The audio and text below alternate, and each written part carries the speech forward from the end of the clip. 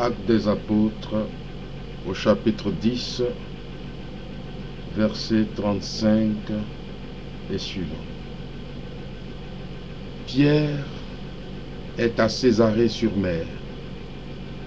Il y avait là effectivement une garnison romaine. Et il est entré dans la maison de Corneille, un officier romain. Comment en est-il arrivé là? Et que vient-il y faire?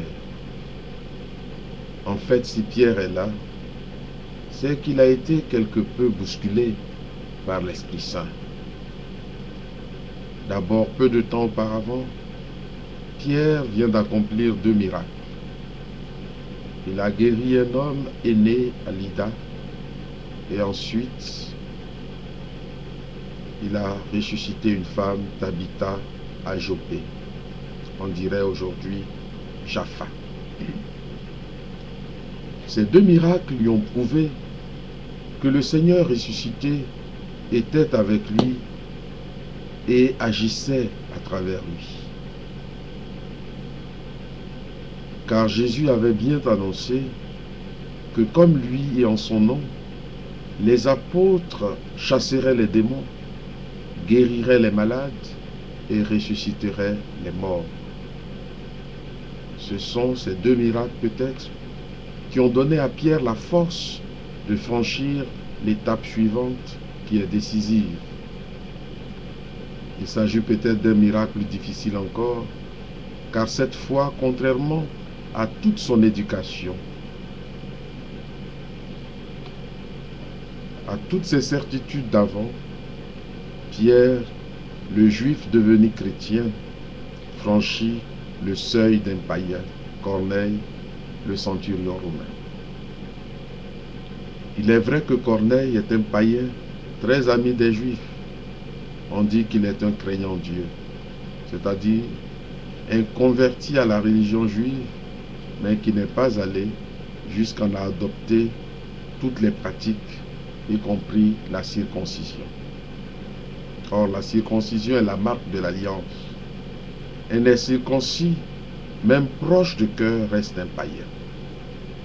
Et c'est chez ce païen Corneille que Pierre est entré et il y annonce la grande nouvelle.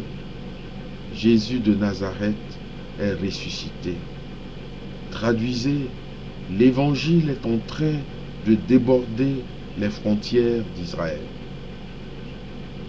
On dit souvent que Paul est l'apôtre des païens, mais il faut rendre justice à Pierre. Si l'on en croit les actes des apôtres, c'est lui qui a commencé. Et à Césarée, justement, chez le centurion romain Corneille. Et ce que nous venons d'entendre, c'est donc le discours que Pierre a prononcé chez Corneille en ce jour mémorable. D'où l'importance de cette dernière phrase du texte que nous venons d'entendre. Pierre vient de comprendre. Tout homme qui croit en lui, Jésus, reçoit par lui le pardon de ses péchés. Tout homme, c'est-à-dire pas seulement les Juifs, mais des païens peuvent entrer dans l'alliance. Le salut a d'abord été annoncé à Israël, mais désormais il suffit de croire en Jésus-Christ pour recevoir le pardon de ses péchés, c'est-à-dire pour entrer dans l'alliance avec Dieu. Et donc tout homme, même païen, peut être baptisé au nom de Jésus. Visiblement, ce fut la grande découverte des premiers chrétiens. Paul et Pierre y insistent tous les deux. Il suffit de croire en Jésus pour être sauvé. L'ensemble du discours de Pierre chez Corneille est révélateur de l'état d'esprit des apôtres.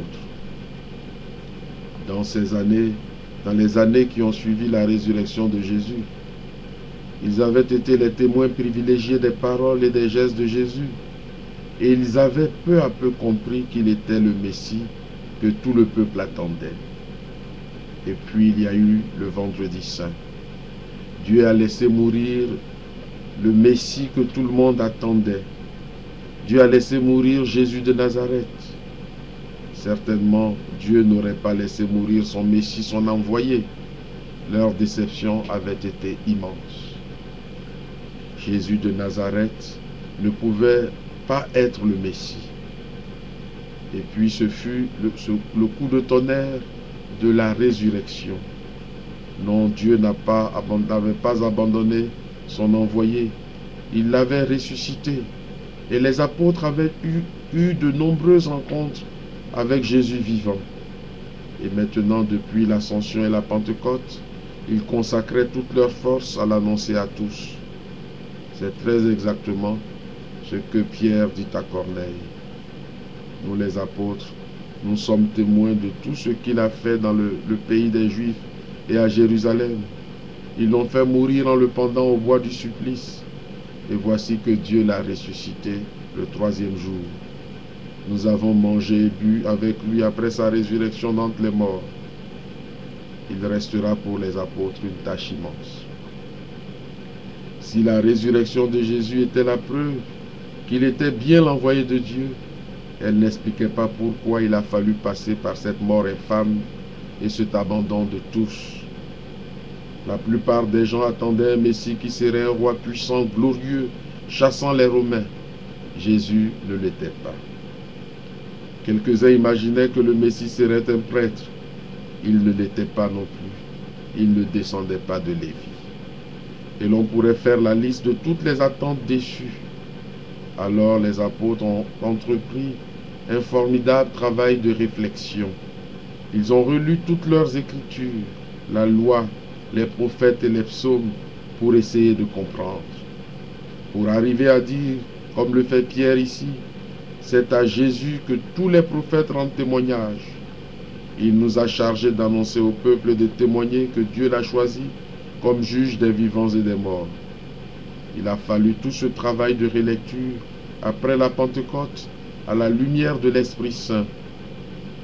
Un autre aspect tout à fait remarquable de ce discours de Pierre, c'est son insistance pour dire que c'est Dieu qui agit. Jésus de Nazareth était un homme apparemment semblable à tous les autres, mortel comme tous les autres. Eh bien, Dieu agissait en lui et à travers lui. Dieu l'a consacré. Dieu était avec lui. Dieu l'a ressuscité. Dieu lui a donné de se montrer aux témoins que Dieu avait choisi d'avance. Dieu l'a choisi comme juge des vivants et des morts. Et la phrase qui résume tout cela, Dieu l'a consacré par l'Esprit Saint et l'a rempli de sa force. Désormais, Pierre vient de comprendre. Tout homme, juif ou païen, peut rendre grâce à Jésus-Christ, être lui aussi consacré par l'Esprit Saint et rempli de sa force.